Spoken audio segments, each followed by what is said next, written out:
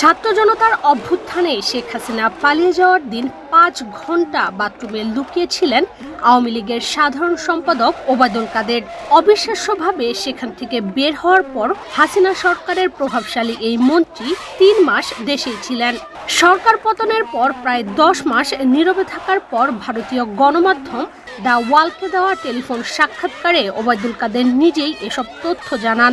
৫ August রাস্তায় বিক্ষুব্ধ জনস্রোতের মধ্য দিয়ে কিভাবে বের হয়ে গিয়েছিলেন ওবায়দুল কাদের, তার মুখ থেকেই শোনা যাক। আমি খুবই ভাগ্যবান, সেদিন আমার বেঁচে থাকার কথা ছিল। আচ্ছা, মৃত্যু থেকে অনেক কাছে ছিলাম। আচ্ছা, আমি আমারই সংসদ এলাকায় আমার নিজের বাসাকে এড়িয়ে পার্শ্ববর্তী আর একটা বাসায় আশ্রয় নিয়েছিলাম। তখন চার দিক থেকে মিছিল আসছিল এবং এটা আসলে ছিল প্রধানমন্ত্রী গণভবন কেন্দ্রিক, এবং এটা আমরা অবাক হলাম যে সংসদ এলাকাতেও এটা ছড়িয়ে পড়ে এবং একটা লুটপাটের যে লুম্পেন স্টাইলের কতগুলো ঘটনা ঘটে এবং সেখানে বিভিন্ন ধরনের লোক। পাঠাও চলো দেশি ভাইবে, পাঠাও বাইকে ৩০০ টাকা পর্যন্ত ডিসকাউন্ট। ডাউনলোড পাঠাও অ্যাপ নাও। আমি যে বাসাতে ছিলাম তারা সে বাসাতেও হামলা করে। আচ্ছা, তারা জানতো না যে সেখানে আমি আছি।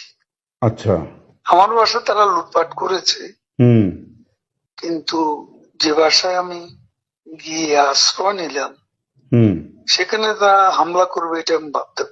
কিন্তু সেখানেও দেখলাম যে অনেক লোকজন ঢুকে পড়ে এবং তারা ভাঙচুর লুটপাট করতে থাকে। আমি আমার স্ত্রী সহ আমরা বাথরুমে ঢুকিয়ে যাই। অনেকক্ষণ ছিলাম, প্রায় ৫ ঘন্টা। তারপর একটা পর্যায়ে এরা তো ওই বাথরুমের ভিতর সেখানেও কমোড, বেসিন এগুলো তো লুটপাট করেছে সব জায়গায়। সেগুলোর লোভে প্রথমত তাদেরকে আমার ওয়াইফ সেই বাথরুমের মুখে দাঁড়িয়ে বারবার বলছিল যে আমি অসুস্থ, এ কথা বলে তাদের ফিরিয়ে দিচ্ছে। তো একটা পর্যায়ে তারা এই বাথরুমে যেগুলো আছে সেগুলো লুট করার জন্য জোরপূর্বক প্রবেশের হুমকি দেয়। তো সে সময় আমার ওয়াইফ জিজ্ঞেস করে যে কি করবো, খুলে দাও যা হবে। তারপরে ৭-৮ জন ছেলে ঢুকলো, তার খুবই আক্রমণাত্মক দৃষ্টিভঙ্গি মনোভঙ্গি নিয়ে। তখন হঠাৎ তারা আমার দিকে তাকায়, আমার দিকে তাকিয়ে আপনি নেত্রী চলে গেল, আপনি জাননি কেন? আমি কিছু বলছিলাম। তারপর এই ছেলেদের মধ্যে কি ভাবের উদয় হয়েছে জানি না, তারা আমাকে বলে আপনার ছবি তুলবো। তারপর আমার ছবি তুলতে শুরু করলো, সেলফি নিচ্ছিল, ছবি তুলেছিল। এরা ছাত্ররা অনেকে আমাকে চেনত। কি কারণে তারা তখন আক্রমণাত্মক যে মনোভাবটা ছিল সেটা নিয়ে এসে শীতল হয়ে গেল। এরা ঠান্ডা মাজাজে তখন কথা বলছিল। আচ্ছা, এদের মধ্যে আবার এক পর্যায়ে একটা গ্রুপ তারা চেয়েছিল আমাকে রাস্তায় সেনাবাহিনী হাতে তুলে দিতে। কেউ কেউ আবার এটাও চেয়েছিল যে জনতার হাতে তুলে দিতে। এটা অবশ্যই তখন একটা মানসিক ভাবে ভেতরে ভেতরে ভেঙে পড়েছিলাম।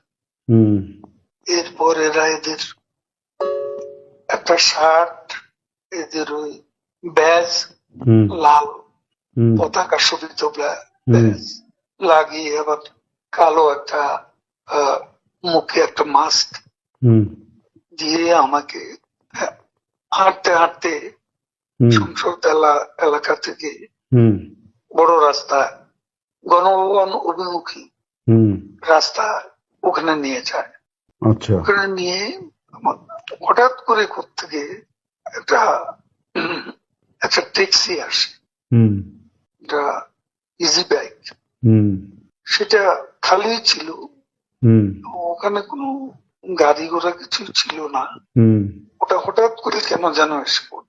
হুম হয়তো আমার ভাগ্য। এরা দুজনে আমাকে নিয়ে, আমার ওয়াইফকে নিয়ে ওটাতে উঠলো আর বলতে লাগলো, ওতে তো অসংখ্য মানুষ, হুম চেক আপ সব জায়গায়।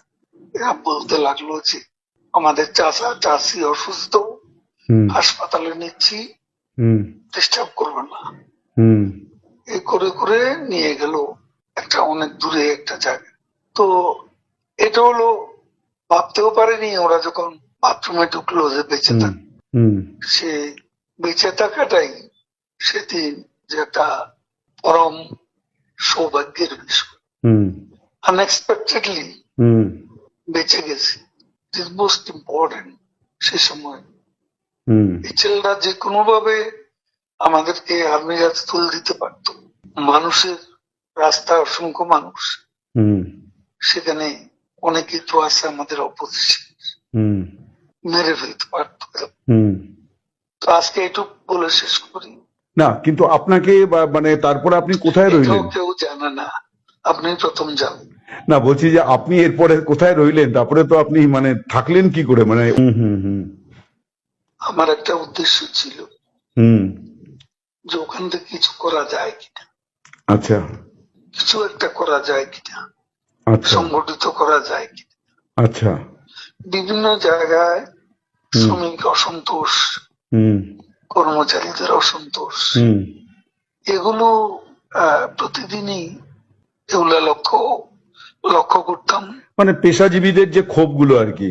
ক্ষোভগুলো তখন রাস্তায় নেমে আসছিল, ঠিক ঠিক বিশেষ করে গার্মেন্টস।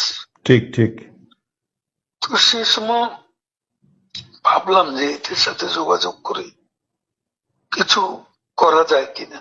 তো এই চিন্তাতে 3 মাস পরে রইলাম। আচ্ছা এরপরে একে একে সবাই অ্যারেস্ট হচ্ছে এবং আমি তো নেত্রীর পরের হুম পরের স্থানটাই আপনার। জন। আমার বিরুদ্ধে তখনই 212টা খুনের মামলার। হুম তখন কি করতে হবে আমি বললাম,